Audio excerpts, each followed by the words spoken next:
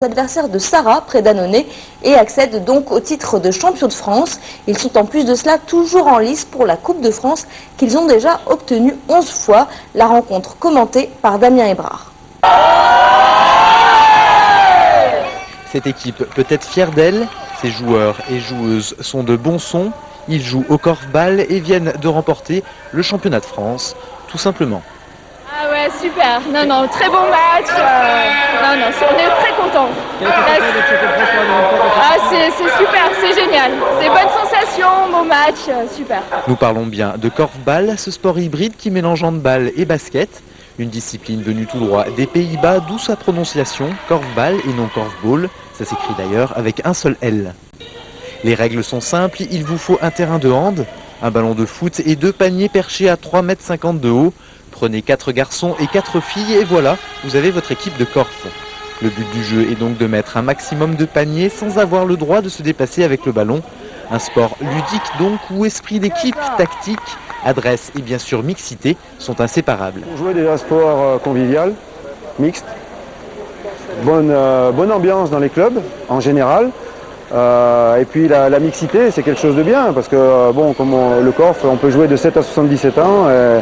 Les enfants, les parents, on arrive à faire des équipes entre familles. D'ailleurs, nous, on a une famille, la famille d'Amin, il y a les parents et les 2 enfants qui jouent. Et à ce petit jeu-là, le club de Bonson est plutôt doué. Dans la Loire, qui est un département les plus actifs de France dans ce sport, les Bonsonnais tirent leur épingle du jeu. Pour s'en rendre compte, il suffit de jeter un œil à leur palmarès. Le palmarès du club est assez élevé quand même en championnat. Nous avons pour l'instant 10 titres de champion de France. Et on a 7 titres de champion de France et on a 11 titres de Coupe de France. Il y en a tellement qu'on se mélange un peu les pédales. Ouais. Depuis vendredi dernier, une ligne de plus est venue s'ajouter sur cet impressionnant palmarès.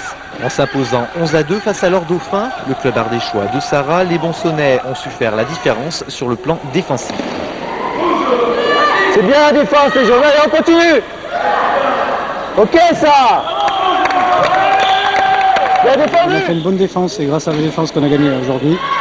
L'attaque n'était pas sensationnelle, il manquait encore un peu de réussite, mais aujourd'hui il faisait chaud, la salle il faisait lourd dedans. Mais bon, très bien, nickel, bien content. La saison n'est néanmoins pas encore terminée. S'ils veulent effectuer un nouveau doublé Coupe Championnat cette année, le club de Bonson devra remporter la Coupe de France le 21 mai prochain à Annonay. Un trophée à la portée de cette équipe de Bonson qui compte 3 internationaux, dont Laetitia Bonnet.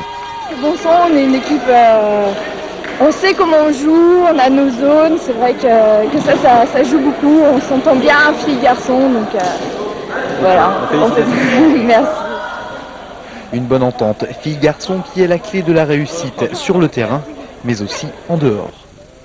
Et puis justement à Saint-Étienne, cette fois, le korfball était à l'honneur ce week-end avec le tournoi international à la salle Omnisport de la Plaine Achille.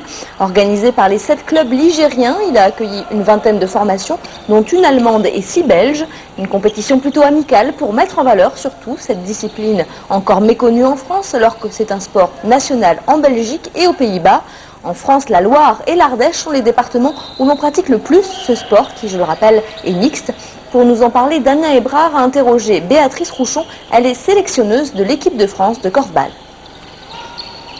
Le gros souci, c'est qu'on n'a pas un réseau suffisamment de personnes suffisamment nombreuses pour pouvoir se multiplier dans toutes les régions de France pour apporter tout le soutien qu'on a ici dans la Loire. On dépend du FOLEP, on aimerait bien que le FOLEP qui est implanté dans chaque département puisse faire son boulot de mobilisateur et puis de créateur de clubs, de façon à ce que nous, en tant que responsables de club, on puisse après se dire un club existe ici, on peut aller jouer contre lui sans problème. Mais s'il faut que nous, bénévoles, on se mette de partout en France, ça devient impossible, donc on ne peut pas être partout.